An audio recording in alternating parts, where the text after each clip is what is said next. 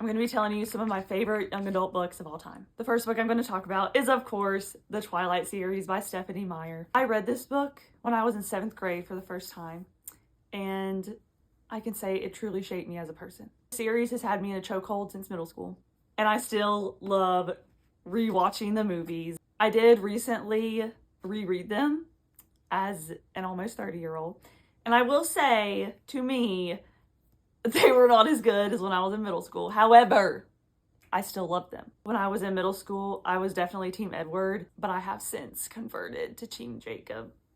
I could not make a YA book video without talking about this very sentimental series to my heart.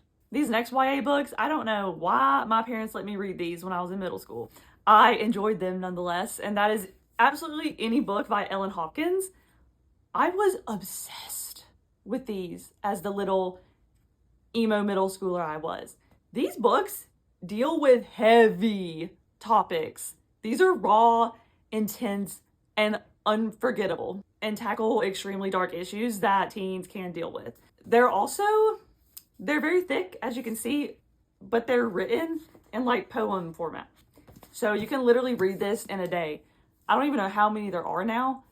I did recently reread Crank, and it was still just so good. Next series is one that is also really popular right now. It is The Summer I Turned Pretty by Jenny Han. I remember reading these as a kid and just loving the romance aspect, kicking my feet at some scenes, and I also just love the beach setting. This is definitely a summer read if you are going to pick this series back up or read it for the first time. The TV show is absolutely amazing. I am very excited for the movie. I don't remember if I was Team Conrad or Jeremiah when I was younger, but I will say in the show, I started out as Team Jeremiah, but I am now Team Conrad.